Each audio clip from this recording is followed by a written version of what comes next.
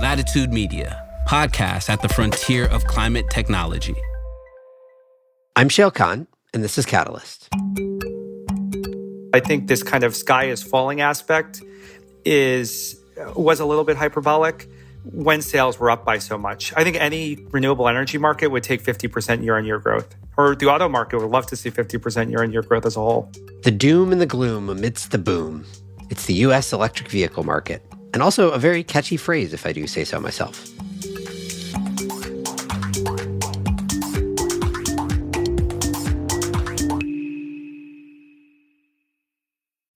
Let's face it, environmental news is often very depressing. That's why we focus on solutions on this podcast. But still, the climate crisis looms large. Rising temperatures, mounting pollution, environmental degradation, they're all warping the planet. And for a lot of species, including us, things don't always look so great. But the story doesn't end there. Every Friday, Living Planet, a show from Deutsche Welle, takes you behind the headlines to figure out what's happening and how we'll get through it. It'll also help you make better choices for a healthy planet and find space to reconnect with the beauty and wonder of the world around us. You can find Living Planet wherever you get your podcasts. I'm Shail Khan. I invest in revolutionary climate technologies and energy impact partners. Welcome. So the narrative in the news ain't great. I feel like I've probably seen a dozen, maybe a couple dozen articles in mainstream press over the past few months that are bemoaning the apparent struggles of the U.S. EV market. Here's one just picked from the random sampling headline from the Wall Street Journal from late December. Quote, "How electric vehicles are losing momentum with U.S. buyers in charts!" Exclamation point. All right, I added the exclamation point, but it seemed like they were very emphatic about that. But also, if you look at those very same charts in that article, the story does not seem all that clear to me. In fact, the first chart in the article showed that EV market share has continued to increase and actually even accelerated through Q3 of 2023, which is the data that they had at that time. So sales are growing, and they're growing faster than the overall market. But at the same time, I do think it's worth acknowledging there are some worrisome signals. Some automakers have announced plans to pull back on planned EV production capacity.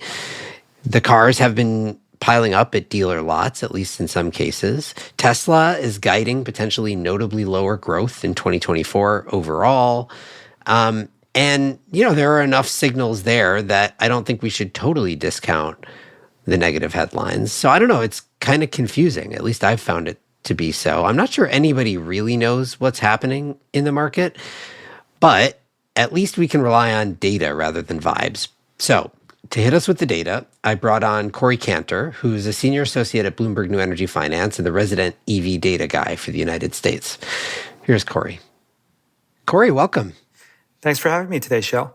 Thank you for helping me make sense of all the public noise going on about electric vehicle sales in the United States and the outlook for them. Let's start with what all the headlines have said. Can you just kind of run me through the litany of recent news that has come out that is delivering of sort of bearish sentiment to people who are looking at the EV market here? If you went back to really September of last year, you'd be having so many bad headlines that you could fill up a whole episode just reading takes from the Wall Street Journal saying things like the EV bubble is deflating, dealers complaining about EVs piling up on lots. Even USA Today, I think, had a piece which isn't, politically or anti-EV in any way, saying that consumers are not buying EVs despite the fact that there are generous tax credits under the Inflation Reduction Act. We've also seen specific models sitting on lots for a while. So you run the gamut, you pick the paper. People are saying that EVs adoption is on the decline. But we at BNEF have a lot of data, so we can dive into that. I think the big takeaway when reading through these headlines, and the way I like to think about it is, are EV sales actually going down, or is people's expectations of EV growth changed from where maybe it was a couple years ago? And it's a more macro conversation, though. What is a successful U.S. EV transition, and how do we get there? I feel personally that 2023, based on the data, was a pretty successful year for the market, and a lot of the open questions around 2024. But if you're just reading the headlines, you might think the sky is falling, that EV sales are actually going down. By the end of 2023, according to our data, EV sales were up almost 50% year on year from 2022 to about 1.45 million in total, up from about 971,000. Now we're counting both BEV and PHEV in our kind of EV metrics, but impressive nonetheless. Right. So we'll dig into that more, but I think you're hitting on a key point that I've noticed in that reporting too, which is that people are talking about the EV market slowing down. The data doesn't really support the EV market having already slowed down, at least through 2023. But what the reporters were reacting to was announcements about the future. And in particular, I think what was happening a lot in the fall, you could tell me if you feel differently, was that some of the major auto OEMs were announcing, and this happened repeatedly, that they were going to scale back on planned production expansion. Right. And so that's an indication, as you said, not that EV sales have already slowed down necessarily, but that their prior expectations of demand growth might be lower, which is still notable. And we should dig into that. But it is a different thing. Right. And I think the other fair assessment that in some of the conversations with dealers, for example, if you see specific EV models kind of piling up on lots for longer than average, say 150 days or so, or 100 days or so, when the average car is maybe sitting on lots for 70 days, that's something to take note of, and not to downplay that specifically. But when you're looking at the actual monthly sales data, it was really only October and November that we saw in our preliminary data where there was any type of dip. In fact, December was the highest month we had for all of 2023, again, based on preliminary data, to show that a lot of those end-of-year push for EVs was working. So again, things are going to be noisy. I think annually is the best way to look at it, but even quarterly kind of has its own rhythm and flow to it. And then one other point on the, aspect around the dealer lot, kind of EV pileup, that often doesn't take Teslas and Rivians into account. So often you'll have people saying, oh my goodness, the US EV market is in trouble. But if you're removing about 50% of sales, you take Tesla, Rivian, Lucid, and the EV-only automakers out of the picture, then you're left with an incomplete picture. Some of it wasn't bad intent, but I think this kind of sky is falling aspect was a little bit hyperbolic when sales were up by so much. I think any renewable energy market would take 50% year-on-year growth, or the auto market would love to see 50% year-on-year growth as a whole. Well, that's a good point, right? So let's look at ultimately EV sales growth matters, but it doesn't only matter in a vacuum. It matters relative to overall vehicle sales. So looking at it from the perspective of market share, what have we seen in terms of EVs? Yeah, so if we go back to, I graduated from grad school in 2019, the EV share of sale in the US was about 2%. And that was back in 2019. So about 4 years ago, if you look at the full 4 years. In 2020, it was finally starting to show some signs of growth, because in 2021, you had EV share of sales at about 4.5%. In 2022, it reached about 7.5%. And then last year, it was about 9.5%. So again, that's BEV and PHEV together, but the BEV and PHEV split is 80-20 in the US because Tesla has played such a dominant role. Again, we want to see US EVs break that kind of 10% barrier. It would have been, in our growth expectations, we saw it happening last year. What ended up occurring is overall car sales bounced back too. So everyone was having a good year in terms of drivetrains. You had hybrids doing really well, you had EVs doing really well, and you had the total market doing well, ending up at about 15.5 million vehicles. We kind of, in our estimates, saw closer to 15 million vehicle sales for last year. So again, that's a really key point to hone in on, not just for the US market, but as you're looking at Europe and China, what is EV share of sale versus just absolute? Because the US, in terms of absolute market sales, was second after China, which is awesome. But if you look at Europe, you're seeing more in that 25% to 30% for UK, Germany, France, the major markets in Europe. Okay, so everything was up in terms of auto sales last year, but EVs gained share still, right? You said Right. from 7.5 to 9 point something. So, Yeah. EVs still growing faster than the overall market. So I guess, I still want to tease out this, what has happened versus what seems like it will happen. Who, first of all, which automakers have been saying that they're going to pull back on production plans? And what are we supposed to make of that? And I think this is where we get into the interesting story, not only for what happened last year, but as you're looking into 2024 market share and 25 and 26. I mean, you can't talk about cars in America without talking about the big three, General Motors, Ford, and Stellantis.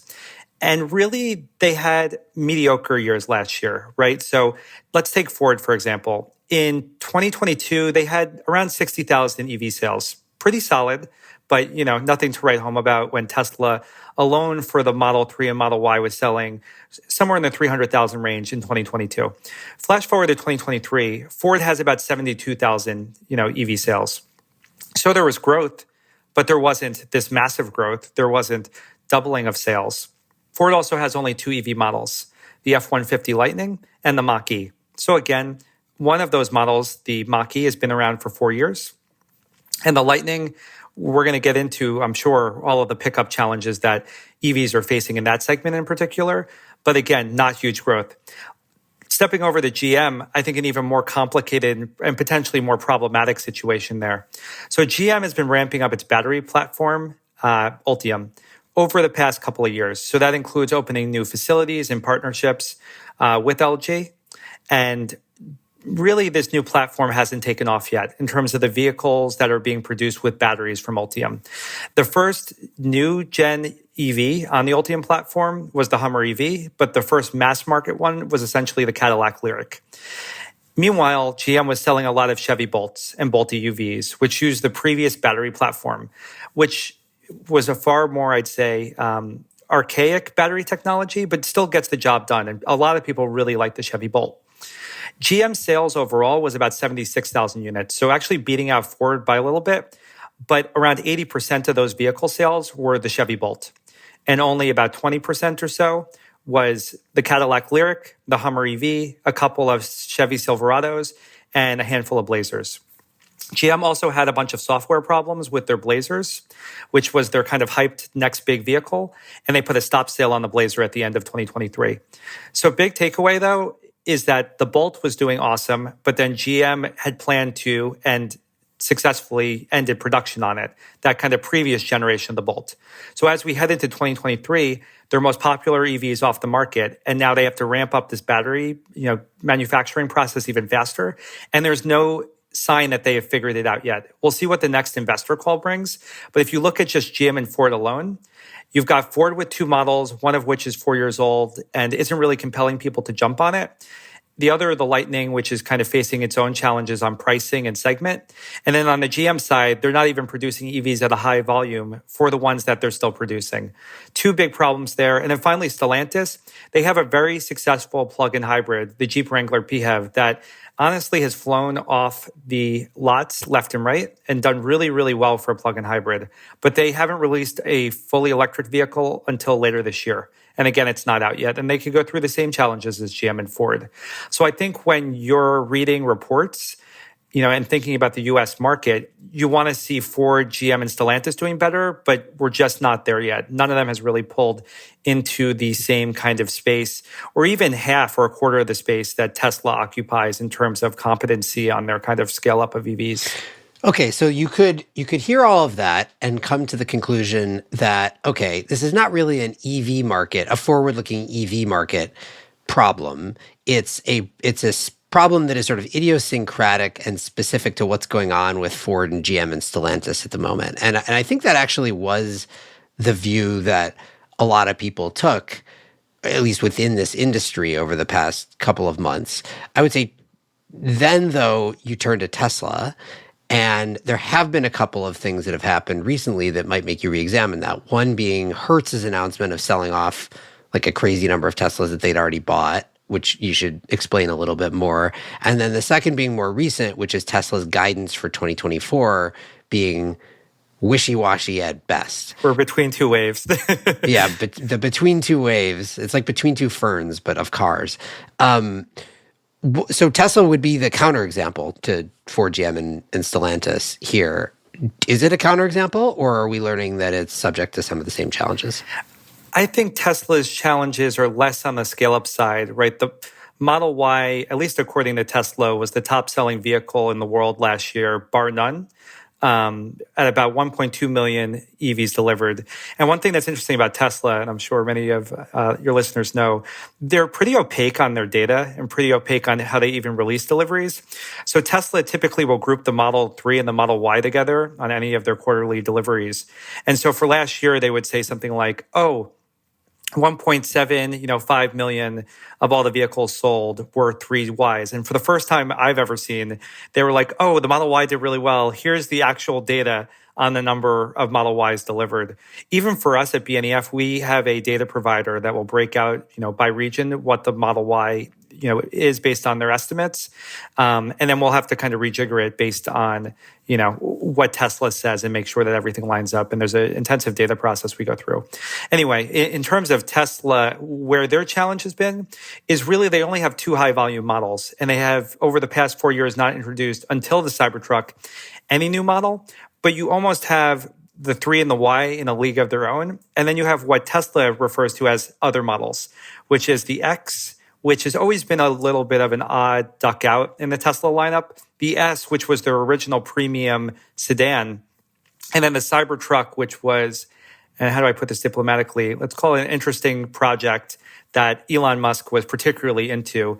And not to say that the pickup space isn't really important, but even in Musk's own words, the Cybertruck has been a bit of digging their own grave in terms of how difficult production on the Cybertruck is.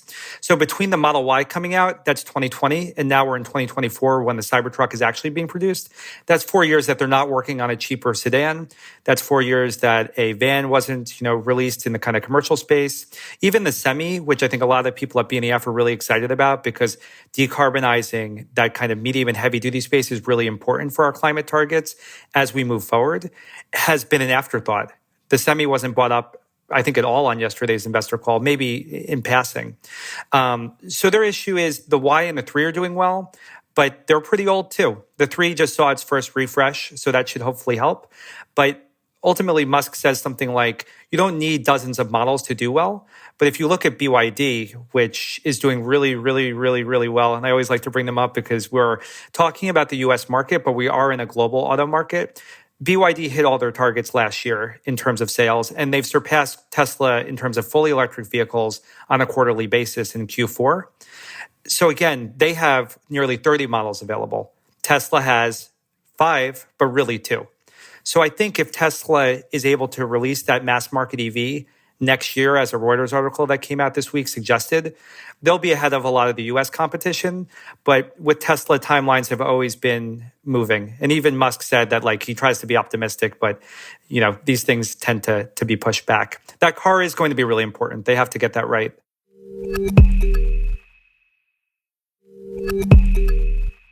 Back to this sort of core question of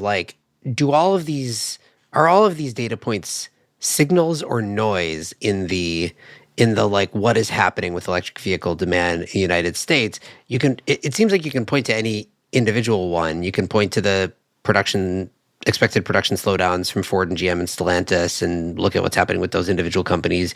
You can point out that Tesla has limited models and use that to explain in part why they're expecting less growth next year, though they didn't define it particularly highly. What about, though, the Hertz sell-off? I mean, first of all, explain what Hertz announced, but then I'm curious what your take on it is. Yeah, so Hertz announced they were going to be selling about a third of their fleet, around 20,000 EVs, given that they had seen issues with the expense and the operating and maintenance around it. And also, and Hertz said a little bit less to this point, but they took a big residual value loss on those Hertzes. So when Hertz was buying those Tesla models, it was at the peak of inflated car prices. Some of it spurred on by Russia's invasion of Ukraine. Some of it spurred on by high commodity costs, including kind of spikes in lithium that occurred in 2022. And so what you saw, and let's use the Model Y as an example, many of the Model Ys that Hertz was likely to have bought, because that's when they made their announcement that they were beginning to purchase those EVs, was in the $60,000 range, or the high $50,000 to $60,000 range. If you look at the kind of Model Y today, buying a new Model Y is going to cost you closer to $40,000 to $45,000. So that's nearly $20,000 cheaper in terms of the individual unit, and really about a third of the price. So In addition, you had a charging issue. Hertz hadn't built up enough charging infrastructure at their various facilities. They weren't seeing the full kind of benefit of charging at home or residentially, as opposed to having to use specific services to recharge their EVs. I even took a Hertz, not the reason why Hertz essentially sold the EVs, but my girlfriend and I took a trip to California. We rented a Tesla Model 3. We had a great experience in terms of using a Tesla supercharger network. We had to return the Tesla Model 3 at 70% to Hertz.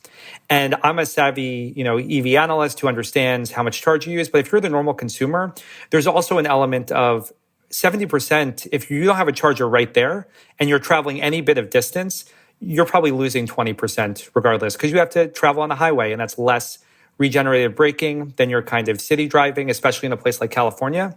So to answer your question, I think it was a couple of factors that put Hertz in that position.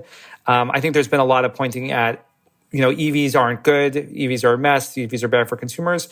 I think the rental case is a challenge because you're unfamiliar with the area, you don't know where the charging is. That being said, a lot of this was a residual value story. And the fact that Musk and Tesla was reducing the cost of EVs to be better for consumers is a good thing for them. But for Hertz and some of these kind of fleet customers, if someone is going to move to a new Tesla to buy as opposed to buying a resold Tesla at a higher value, that's not good, especially when you had set expectations about how much value those Teslas would hold up. We've seen other automakers like a Ford or Mercedes-Benz, when they were asked about Tesla's price cuts in the US, they essentially said, it's crazy. Why would we follow this path? We can't afford to do that. And risking a relationship with someone like Hertz would probably be seen as not worth it compared to the benefit from consumers. Now, Tesla has a different thesis. They want to make sure that the cars are as accessible to anyone, as possible. But going back to the original conversation we were having on Tesla, most other automakers would introduce a new vehicle model, right? Or kind of keep prices relatively constrained. And instead, Tesla's had a lot of movement with all four of their models in terms of pricing. And that could leave people, whether you're a rental car company or, just an individual owner, feeling jaded. Okay, so we've talked about Ford, GM, Stellantis. We've talked about Tesla. What about Hyundai and Kia? I mean, they seem to be the sort of insurgent players in the EV space, at least in the US. Yeah, so they had an impressive 2023. They grew by about 60% year on year from 22 to 2023, going from about 73,000 as a group up to about 120,000 units. And again, it's always a little tricky because we have preliminary data that comes in and it gets updated a little bit. So even since I last kind of published a piece on it, we went from about 117,000 up to about 122,000. Their strategy has been a little bit similar to BYD in that they don't just have two EVs. They have the Ioniq 5, which is a crossover. They have the Ioniq 6, which is a sedan. They have the Kia EV6, which is basically similar to the Ioniq 5, but, a different kind of style from Kia. One that I'm particularly excited about, and I think the market is as well, is the Kia EV9, which is the first major EV outside of the Rivian R1S to be a three-row SUV, kind of reaching out to that family demographic. But the Kia EV9 starts at a much lower price in the $50,000 price range. And then finally, Kia and Hyundai have more affordable EVs in the form of the Kia Niro and the Hyundai Kona. So you have some PHEVs thrown in there, and no matter how you slice it, you have a bunch of different options for consumers. Part of this is battery expertise being built up over time. Hyundai and Kia had EVs in the first generation from about 2016 to 2019 that weren't particularly good. The original Ioniq and kind of earlier kind of Kia EVs were being sold in the US. So it gave them time and expertise with the market. They didn't just have to come on in 2023 and say, this is our first EV. And if anything, that's what has made me nervous about, and we could talk about some of the Japanese automakers like a Toyota or Honda, but we see in the case of electric vehicles that you don't necessarily get it right on the first one. So Hyundai Kia has been releasing and reiterating on their EVs for the past, I'd say, 7 or 8 years. They have that battery expertise, and some of the designs have been unique. It's kind of I wouldn't say completely flood the zone mentality, but they have started to kind of differentiate themselves in that kind of US pack of EV market share. Well, you mentioned BYD, and we are talking about primarily talking about the US market. But still, I want to ask about the Chinese auto OEMs. Like, what is both what's happening in China and globally? And do you foresee a world in which they do enter the US for passenger vehicles? Obviously, BYD is already here for electric buses yeah. and stuff like that. Yeah. So what's crazy about BYD is if you go and you look at their sales data going back into 2010, 2011, 2014, 2015, really up until about 2018, 2019, they were doing about 400,000 car sales annually. So you would just see, and that's when they were doing gas car sales. You'd see 400,000, 400,000, 400,000. In about 2022, they make this choice, maybe beginning of 2022, end of 2021, that they're going to phase out the sales of internal combustion engine vehicles. We're just going to sell new energy vehicles, as they're referred to in China. You know, your BEVs, PHEVs, FCVs, if there are any FCVs. And BYD suddenly starts to see this kind of explosion in EV production. They go from about 400,000 units to about 1.6 million units in 2022. And then last year, they hit 3 million units in 2023. And at that point, BYD begins to kind of go global. They're looking at the European market. I had spoken to some folks in Israel, and they said that BYD had the top selling model in the first half of 2023 in Israel. They started making efforts to go into Brazil, signing partnerships there. Not that they're manufacturing vehicles there, but really aggressive on top of their performance in the Chinese market. And so they kind of went for it. You know, as we were just talking about with Hyundai, Kia, there's an element of how serious are you about the EV transition to where you might have to absorb a little bit of pain in terms of a single year of sales or even a couple years. But if you're serious about it and you make the transition and you have the battery manufacturing expertise, which again, BYD had a massive battery element in terms of their company's history, then you can really benefit. Although I think the explosion in growth that they had was really remarkable because you don't see, even with Tesla, it took many, many years for them to, break 1 million in terms of annual sales or 1.8 million last year. With BYD going from 400,000 units sold annually back in 2019 to 3 million about 4 calendar years later is crazy. Do you foresee them entering the US market in the passenger world? So they have expressed a lot of frustration with the IRA. And the fact that there is the FIAC provision and the fact that they can't get subsidies and even some of the grant programs that have been passed through the infrastructure law being really tough on even their Chinese, their bus business. They're going to Mexico right now. And I think they're keeping an eye on the U.S. market given its size. I think if other automakers don't get it together by 26, it becomes very attractive to move in here. One Chinese company I think that they could emulate is actually a Swedish badge in the form of Volvo. So Volvo and Polestar are already here, and they're subsidiaries of Geely. I think that's the first major Chinese automaker releasing EVs in the US. But I think if BYD sees Volvo doing well and the big three not, it becomes a pretty open market for them to come in. And that goes back to the earlier conversation around what is Tesla doing on this kind of fourth quarter investor call on their mass market EV. Part of BYD's appeal is that they're able to release cheaper vehicles. They're not necessarily seen, even though they're very nice EVs, as this kind of premium that Tesla has. So if Tesla is successful and gets that mass market car there, maybe the US market becomes less attractive. But they're keeping an eye on it. And they've constantly been frustrated with how the IRA has been set up because I think in a perfect world with no kind of tariffs of around 27% on Chinese cars and IRA access, they would already be here. But given these kind of hurdles, they are not. And I don't think they've made any plans to come here yet. All right. So stepping back on all of this, then, here's a simple way to put it. So the EV sales in the United States grew, you said, around 50% in 2023. What is your expectation for 2024, 2025? What do we think is going to happen here? So we just released our year ahead at the end of December, and we see about 32% growth. So you can say in some respect that the critics are correct in that there will be a sales slowdown this year. But part of it is for the reasons that we've been talking about, right? So when you start to see automakers changing their near-term views, whether it's production plans or model delays, you have to take that into account. One GM vehicle that I'm particularly excited to see how it does, assuming everything else is kind of firing on the correct cylinders, is the Equinox EV.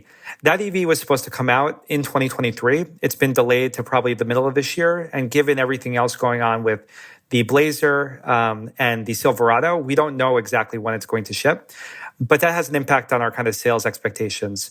And then when you take into the fact that Tesla is not going to grow necessarily by too much, you really are relying on the improvements of Rivian, Hyundai, Kia, Volvo to power the US market, and then Tesla to kind of stabilize.